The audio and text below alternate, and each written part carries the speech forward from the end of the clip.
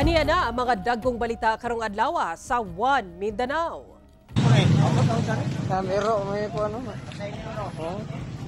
Duha ka mga rider angol human na aksidente sa kalit mitubok nga iro sa kalsada sa Tagum City, Davao del Norte.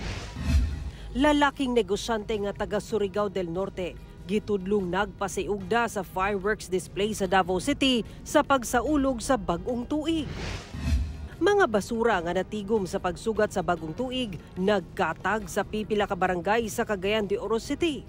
Clenro nagpasalig nga hakuton ang maong mga basura. Department of Health giklaro nga dili pa kumpirmado ang nagkatag online nga matud pa bag-ong virus nga epidemya sa nasud China.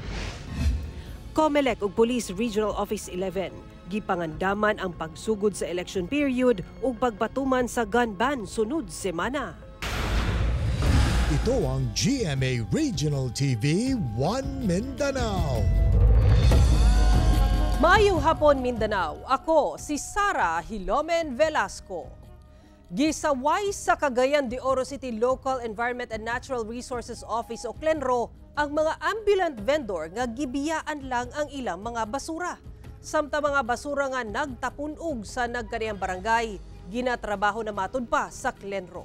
Ani report. Mga basurang nagsagol-sagol nga nagtapunog kilid lang sa dalan. Kini ang sitwasyon palibot sa Kugon Public Market sa downtown area sa Cagayan de Oro City, human ang pagsugat sa bagong tuig. Amaw mga basura giingong sa mga ambulant vendor nga gitugutang maninda sa LGU palibot sa Kugon Public Market.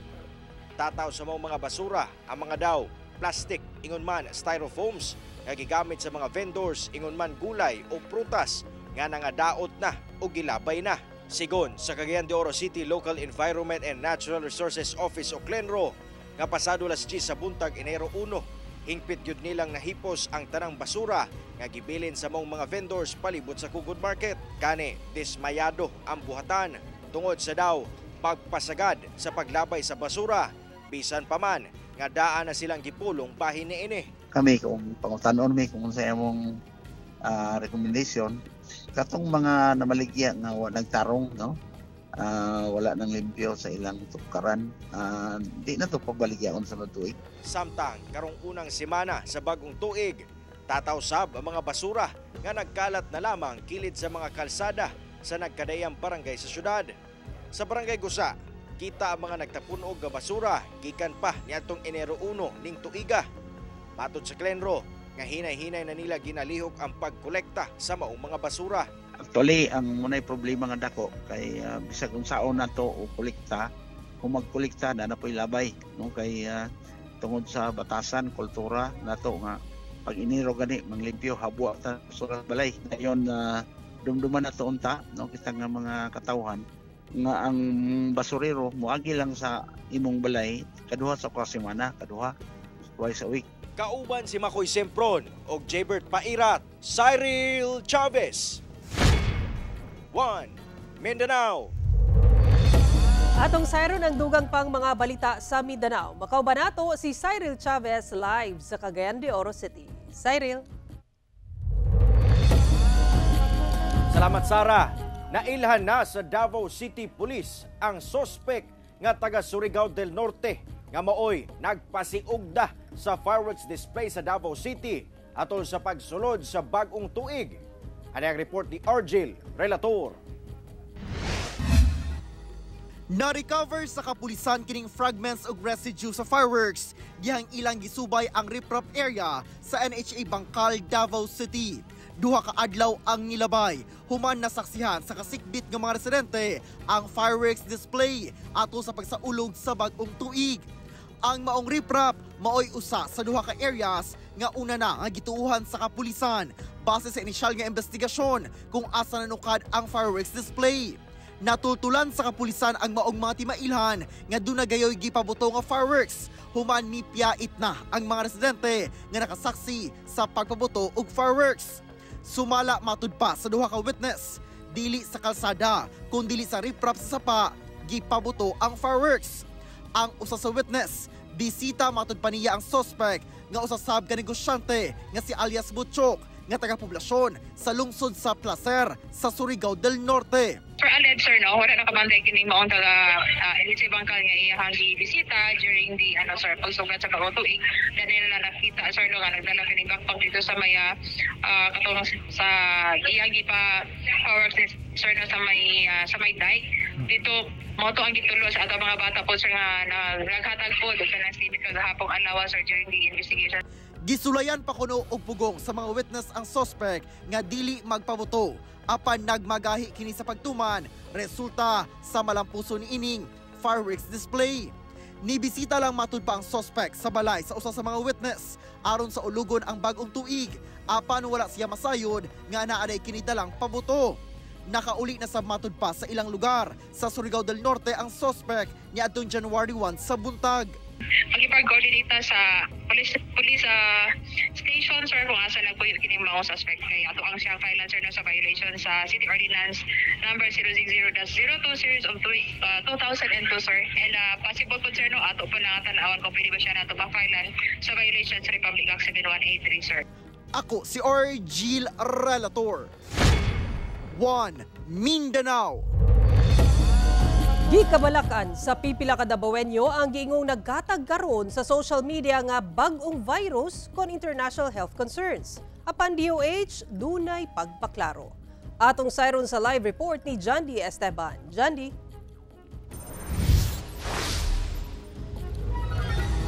Sara, dili pa kumpirmado ang giingong epidemic outbreak sa China. Kana ang giklaro sa Department of Health. Giaghat usab dila ang publiko nga dili magpataka og share og mga sayop o di ba kaha dili pa kumpirmadong impormasyon. Ani ang report. Usa ang hotel sales manager nga si Jessie Magbanwa sa mga nakakita sa post online kalabot sa kuno epidemic outbreak sa China tungod sa mga gikahadlokang sakit. Nabalaka daw siya kay basin doon na nasay mahitabong lockdown sa nasod sama sa COVID-19 pandemic niadtong 2020 nga makaapekto sa iyang trabaho. Nabalaka pud siya sa kaluwasan sa iyang anak. Baanjud ko considering na naan ako'y baby karon ug nag-work pud ko sa hotel industry. Kabalumanta tuon na daghag mga establishments nga nagsirado gyud so daghang nawad anong trabaho and very lisod ang panahon atong panahon na. Mausab kini ang gikabalakan sa uban. I actually came across it through TikTok and when I read through it, I'm actually a bit scared because since the pandemic and the effect it left on us even up to this day, I don't really think we can afford any lockdown. Upon reading sa giingon nila nga post, na-alarma gyud tungod sa nahitabo previously during COVID-19 nga na-lockdown ang entire country. It brings back so much memories from the year 2020 where everything was closed and we also have the difficulty to hang out with our loved ones and also our best response for that is for us to be prepared. Ang Department of Health nagpagula og statement Biyernes sa buntag. Sumala sa DOH, dili kumpirmado o ginaberipika pa nila ang nagkatag karon online sa nasangpit nga bag-ong epidemic sa China ug kuno nagdeklara na og state of emergency tungod daw sa mga delikado ug makatakod nga sakit sama sa influenza A, HMPV, Mycoplasma pneumonia ug COVID-19. Sa nagkatag nga post online, gipakita nga matud pa nagpunsisok ang mga pasyente sa mga ospital tungod sa kadaghan sa nataptan. Apan ang DOH miingon nga wala pa kini kumpirmasyon gikan sa mga opisyal sa China ug sa World Health Organization. Gihimug-atan sa DOH nga ang Pilipinas active member sa WHO network nga misunod sa international health regulations. Kini nga sistema ang muhatag og update kalabot sa mga international health concerns. Sara, sumala sa DOH nga makahatag og kabalaka og kalibog sa katawhan ang pagpakatag og mga unverified information labi na kalabot sa international health concerns labaw na tunggikan sa mga questionableng website o online sources. Busa na nawagan sila sa katawhan nga likayan kini. Sara. Daghang salamat, Jandy Esteban. Sa Tagum City, Davao del Norte, angol ang duha ka rider kung asa nagabrihan ang usa human na aksidente sa kalit mitabok nga iro sa kalsada. Ato ibalik si Jandy Esteban.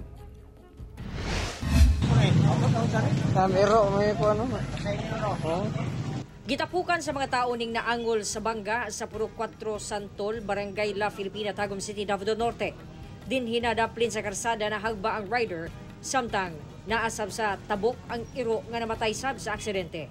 Sumala sa investigasyon, bisubay sa dalan ang duha ka rider sa managlahing direksyon, apan pag-abot sa nitabuan, kalitra mitabok ang iro. Hinungdan nga nabanggaan kini sa rider, rason nga nawad-an kini og kontrol ug nabangga sa laing motor sa Picas Lane. Ang duha ka motorista naangol, ang usa nagrabihan kinsa paray pang ginatambalan. Samtang namatay ang iro tungod sa kakusog sa impact. Tungod niini, nagpahimangno ang Police Regional Office 11 sa mga nanag-iya og iro nga mamahimong responsable aron malikayan ang susamang insidente. Gani gipasabot nga dunay mga balaod nga pwede manubag ang mga tag-iya nga gipasagdang maglatagaw ang binuhing iro sama sa Tagum City Ordinance 1019 Series of 2023. Responsible owner pa sa imo dapat naana siya sa sulod sa inyong balay or sa inyong hanggi. Hindi basta-basta kanabuhian na gani maglatagaw sa dalan kay isa pa na siya sa mga nakakos o ganing discretion. John D. Esteban, 1 Mindanao.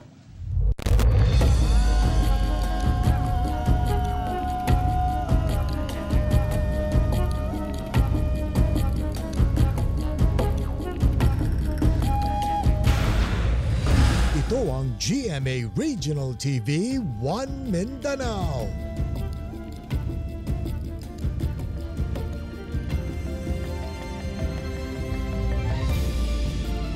Gilabayan og duha ka granada ang PNP detachment sa Pagalungan, Maguindanao del Sur sa adlaw sa bag-ong tuig. Usa niini ang mibuto nga nakadanyo sa usa ka sakyanan. Dako ang pagtuo sa kapulisan nga pagpanimalos sa tropa sa gobyerno ang gitudlong motibo sa riding in tandem suspects. Ang detalye sa report ni Efren Mamak. Nakurat ang nag-duty nga pulis sa PNP detachment sa 4th Maneuver Platoon, 2nd Provincial Mobile Force Company sa Pagalungan, Maguindanao del Sur. Dihang usa ka pagbusikad ang nahitabo sulod sa mismong perimeter sa ilang detachment. Sa pagsuta, gilabayan matud pa og duha ka granada ang maong detachment kung asa usa niini ni buto nga gikaguba matud pa sa usa ka sakyanan nga nakaparada sa maong lugar. Hinuon wala kunoy samdan atol sa hitabo. Yung isang sumabog na granada ay Mark II fragmentation hand grenade. Then meron pang isang fragmentation hand grenade na Japanese made na hindi sumabog. Sa investigasyon sa kapulisan, nakasakay matud pa sa duha ka mga motor ang mga sospek. Posibleng panimalos kuno ang motibo sa mga sospek tungod sa sagunsong operasyon sa kapulisan, batok, iligal nga droga o loose firearms. Well, isang lumulutang na motibo dito sa nangyaring insidente, retaliation against our government troops due to the recent accomplishment natin dito sa illegal drugs campaign natin and campaign against loose firearms. Padayon ang hot pursuit operation sa otoridad batok sa maong mga sospek. Efren Mamak, 1 Mindanao. Namatay na 19 anyos nga lalaki nga working student nga naigo og saag nga bala sa barangay New Visayas, Panabo City, Davao del Norte sa pagsugad sa bag-ong tuig. Ang 19 anyos nga biktima nga usa ka working student ang naigo og saag nga bala sa iyang ulo banda alas 12:20 sa kadlawo di adtong January 1. Nadala pa sa Davao Regional Medical Center ang biktima apan namatay kini kagahapon Enero 2. Ang biktima anara unta sa ilang balay diyang naigo sa saag nga bala. Sa karon wala pa mailhi ang nagpabuto sa pusil. Padayon ang investigasyon sa kapulisan sa Panabo sa maong kaso. Niabot na sa 84 ang kinatibuk-ang ihap sa fireworks-related injuries nga natala sa Department of Health Region 12. Mas taas kini kung intandi sa miaging tuig sa susamang period. DOH-12 giklaro nga wala sila nagkulang sa pagpahibalo sa katawhan sa hatod nga kadaot sa pabuto. Ang detalye sa report ni Efren Mamak. Sa kinatibuk-ang ihap sa Department of Health Region 12 Socsargen, miabot na sa 84 ang natalang kaso sa firework-related injuries gikan December 21, 2024 hangtod January 3, 2025. Mas taas kini Kung itandi sa milabayng tuig, sa susamang period nga ana lang sa 74 ang kaso. Sagad sa mga nasamdan, mga lalaki nga ana sa 72 ang ihap, samtang 12 sab sa babayi. Nanguna matud pa ang kwitis nga dunay taas nga ihap sa mga fireworks injury nga anaa sa 16, gisundan sa boga nga dunay 12 ang ihap. 5-star, 11 ang ihap. Triangle, anaa sa napulo, samtang 8 ang unknown nga pabuto. Ang probinsya matud pa sa South Cotabato ang dunay pinakataas nga ihap sa fireworks-related injury nga anaa sa 43, 15 sa North Cotabato, 9 sa Sultan Kudarat ug General Santos City ug 8 sa Sarangani. Matud sa DOH-12, wala sila nagkulang sa pagpahibalo sa katawan sa posibleng kadaot nga hatod sa pabuto. Pero pag-execute or yung sinasabi natin na masama ang dulot ng paputok pero ginagawa pa rin. So yun yung isa sa mga challenges po natin. Kaya nga isa sa mga tinututukan po natin for the next succeeding, hindi lamang ngayon but even other health programs, it's yung behavior change ng mga tao. Mulungtad hangtod January 6 pa ang surveillance sa DOH-12 kalabo sa fireworks-related injury. Para ma-assess at mabigyan ng tamang intervention ng ating mga healthcare workers. Kasi kung hindi po yan siya maagapan, pwede po tayo magkaroon ng tetanus. Likayan na lang sab ipabuto ang mga nabilin pang mga pabuto aron malikay sa disgrasya. Samtang, angay sab maghugas og kamot ang nagalimpyo sa mga kadalanan nga gipabutahan o mga firecracker aron malikay sa food poisoning. Kauban si Gary Balantay ug Bong Vicencio. Efren Mama, One Mindanao. Anana sa stable nga kondisyon ang duha ka mga pulis nga nasamdan human gipusil sab sa pulis nga suspect sa checkpoint sa Magsaysay, Davao del Sur. Personal nga gibisita sa mga tagas nga opisyal sa PRO 11 ang duha ka mga pulis nga kasamtangan ginatambalan sa pribadong ospital sa Digos City. Iatagan sab sila og medalya ng sugatang magiting o PNP Wounded Medal. Nakadawat sila og tag 100,000 pesos nga cash assistance gikan sa PNP Chief og dugang 50,000 pesos gikan sa PRO 11 Regional Director. Gisiguro sab sa PNP ang tabang medikal hangtod sa makarecover ang mga nasamdang pulis. Kinamdumang nagbantay sa border control checkpoint sa barangay New Upon sa Magsaysay, Davao del Sur ang duha ka mga pulis diatong December 28 sa kadlawon sa dihang gipusil sila ni Police Corporal Alfred Sabas kinsa mausay suspect sa pagpamusil patay sa usa ka pasahero sa gisakyang bus. Una pa man sila naabot sa checkpoint. Gipasakaan na sa Magsaysay Police Station og kasong double frustrated murder ang suspect nga si Police Corporal Sabas.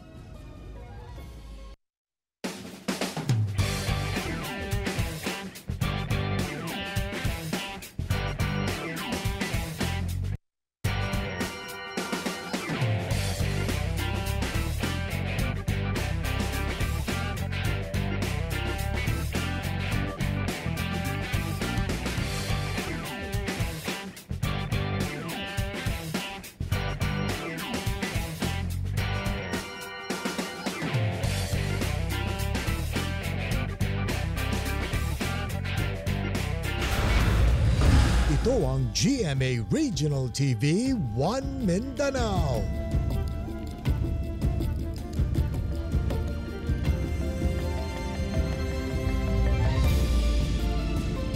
Kaso sa mga firecracker-related injuries sa Northern Mindanao, misaka ngadto sa 36 human ang pagsugat sa bagong tuig, sumala sa Department of Health Region 10. Hinuon maton sa ahensya, ubos gihapon kini nga numero kung itandi sa milabayng tuig.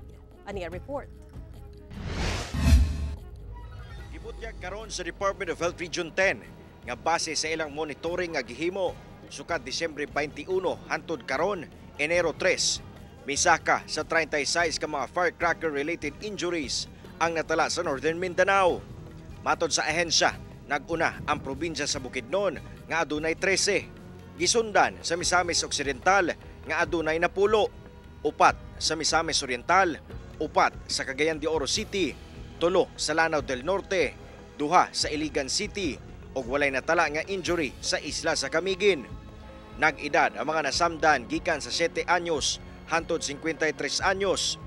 63% sa mong mga kaso o 22 tiene pulos mga minor de edad. 14 adults with 1 intoxication.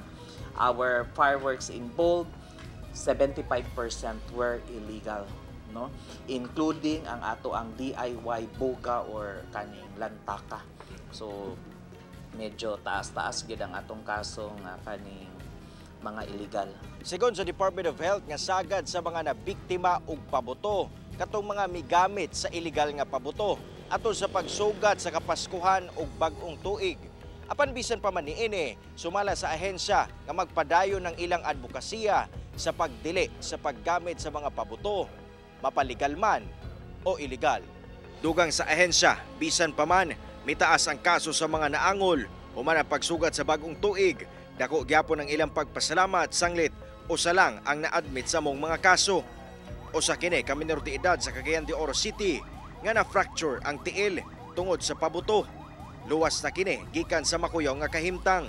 Nakaalerto gyapon ang DOH-10 tungod sa mga posibleng pagdagsa o pagtaas sa mga kaso sa tetanus nga resulta kuno sa mga unreported nga firecracker-related injuries. Paingon sa January 21, ato pa nang i-monitor kay posible mao na nga katong mga nangabuthan nga wala ni adto og balay tambalanan, mas maayo nga muadto kay aron nga matagaon og tetanus vaccine.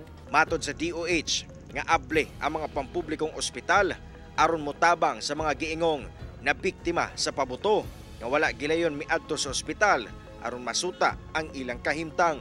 Kauban si Jaybert Pairat, Cyril Chavez, 1 Mindanao.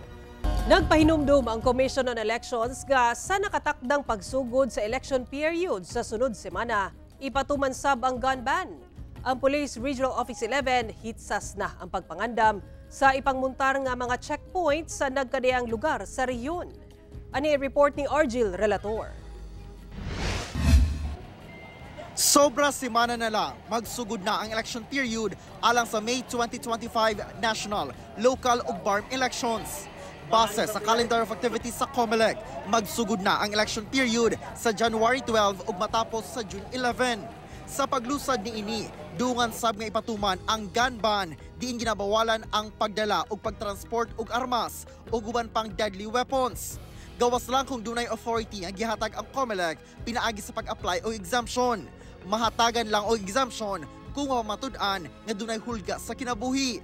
Ang mga tagas matud pa nga opisyal sa COMELEC, ginahatagan na matud pa og authority sa COMELEC Central Office. Human doon na natala nga mga insidente nga pagpanghara sa election officers sa pipila ka lugar sa Mindanao. Ang kasagaran ana is ang nag-apply security agencies, kay naman sila yung mga baril, no, ilang mga guards.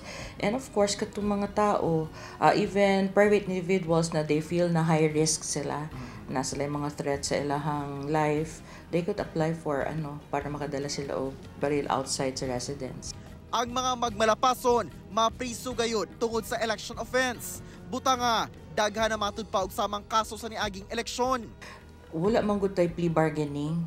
So meaning to say, priso gid siya. So pag-filean sila og illegal possession at the same time filean sila og kanang violation sa gun ban.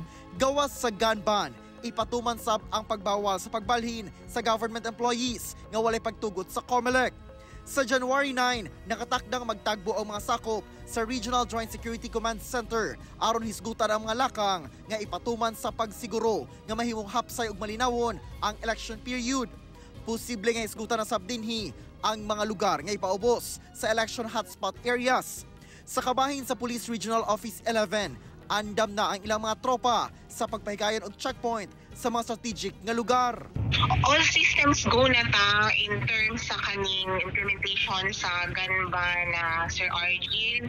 Gawa sa katong mga regular checkpoint nato na atay paghimuon ng mga COMELEC checkpoints sa mga strategic areas. Kauban si Melchor Awing sa kamera. Ako si Argil Relator. 1 Mindanao. 21 ka mga bora-bora kon open pipe muffler ang gikumpiska sa kapulisan. Duha ka adlaw una ang bag-ong tuig sa Alabel, Sarangani. Mismong mga tag-iya ang gipaguba sa nakumpiskang mga illegal nga tambutso. Ang detalye sa report ni Efren Mamak. Miabot sa 21 ka mga open pipe muffler kon bora-bora o burak ang nakumpiska sa otoridad sa Alabel, Sarangani atol sa gipaygayong operasyon. 2 ka adlaw una ang bagong tuig. Sagad matud pa sa mga nadakpan nga bora-bora gipanag-iyahan sa mga batan-on nga rider ug motor. Ang usually sir mga batan-on kay ilang ginahimo og kuan pa pogi points daw ingon nila. Pang saba-saba sir katudyo New Year sir, grabe gyud among operation sir. Tanan namo patrol gawas. Aron ma-discourage nga sublion sa mga nadakpan ang paggamit sa open pipe muffler, ginaguba kini sa mismong driver sa motor gamit ang bato at tubangan sa Alabel Municipal Police Station. Magbayad sab sila og penalty subay sa anti-open pipe muffler o anti-burak ordinance sa maong munisipyo. Magbayad sila og 500 pesos dito sa LGU sir. And i-change jud siya to standard ang katong ilahang mga tambutso. Tapos ginabili na diri sa station sir para papukpuk. Panawagan sa kapulisan nga undangon na kini aron dili sa masayang ang ilang gasto sa pagpalit og open pipe muffler. Kauban si Gary Balantay ug Bong Vicencio, Efren Mamak. 1 Mindanao. Ginagsa sa mga boat mag-renew og business permit ang unang adlaw sa business permit renewal sa General Santos City. Samtang City Permits and Licensing Division dunay pagpasabot sa naitabong aberya sa online transaction alang sa business renewal application. Ato ibalik si Efren Mamak. Sayo milinya kining pipila ka business owner aron magbayad sa ilang mga gipang-renew nga business permit online alang sa unang adlaw sa business permit renewal sa General Santos City. Ang online application for renewal pwede ra himuon bisan asa basta dunay internet. Apan saysay sa uban, wala kuno sila nadawat nga email reply alang sa sunod nga step. Busa midangop sila sa City Permits and Licensing Division. Well, first of all, since this is an electronic system, we expect that it would expedite everything. However, alam mo naman, pag ang linya puno, kahit na meron ka na natanggap na successfully accepted, wala pang email na nag-respond sa iyo. So kaya pumunta na ako dito. Sa bahay lang actually dapat kami kasi online lang tayo, di ba? Pero nagto-trouble sila in terms of payment. That's why we are here to pay. Pero the rest of that staff are very good, very kind, very accommodating. Matud sa City Permits and Licensing Division, posibleng gina-assess pa ang ilang application for renewal online. Bale, sa application kasi nila sir, magdaan pa yan sa ating mga backroom operators, namely yung ating Office of the Building Official para sa assessment ng kanilang building, tsaka sa Treasurer's Office para sa assessment ng kanilang business taxes na i-declare. So if ever na merong aberya doon, mag-communicate yan sa kanila through email. So if ever na hindi pa sila nakaka-receive ng email, probably ongoing pa yung assessment. Ang business permit renewal mulungtad pa hangtod January 31. Gilauman nga moabot sa kapin na 13,000 ang mag-renew og business permits subay sa record sa milabayng tuig. Ang mula pa sa deadline, makadawat og penalty. So kung dili sila maka-renew on time, pwede sila mag-penalty amounting to 25% surcharge o 2% monthly interest sa ilang total amount due. Kauban si Gary Balantay ug Bong Vicencio, Efren Mamak. 1 Mindanao. Pista sa itom nga Nazareno nga ginasaulog matag bulan sa Enero, gipangandaman na sa Cagayan de Oro City LGU, Kapulisan, Simbahan ug uban pang ahensya. Nagpulong na adlang Huwebes sa mga kadagkuan sa lokal nga kagamhanan sa Cagayan de Oro City, Kapulisan, Coast Guard, Philippine Army ug si Monsignor Percius Cabunok kinsa parish priest sa Jesus Nazareno Parish, Archdiocesan Shrine of the Black Nazarene alang sa umaabot nga kapistahan niini. Matod ni Monsignor Cabunok nga panghinaut nila nga mamahimong nga lampuson ang ipaygayong traslasyon 2025 sama sa naitabo sa milabay nga tuig. Sa mong panagpulong, ilang giplansya ang mamahimong security plan, traffic scheme ug emergency medical response nga paghimuon. Ang traslasyon o ang pista sa itom nga Nazareno ipahigayon karong Enero 9 kung asa mamahimong ruta sa prosesyon ng mga dalang Fernandez, Don Apolinario Velez hangtod Claro M. Recto Avenue. Mao kato moling balita sa Mindanao karong adlaw. Mamahimo ninyo kini makita pag-usab pinaagi sa pagbisita sa official website sa GMA Regional TV o bisitaha ang among official YouTube channel ug i-click ang subscribe button para sa pinakauling balita. Daghang salamat sa atong mga kapuso sa Mindanao nga nagalantaw kanamog sa atong mga kapuso abroad. Padayon lang sa pagdutok sa mga lokal nga balita matag adlaw tungod sa GMA Regional TV, Local News Matters. Kami ang GMA Regional TV 1 Mindanao, tibok persa para sa mas na komisyon ug mas halapad nga pagserbisyo sa nasod. Happy weekend mga kapuso ug mag-amping kita kanunay.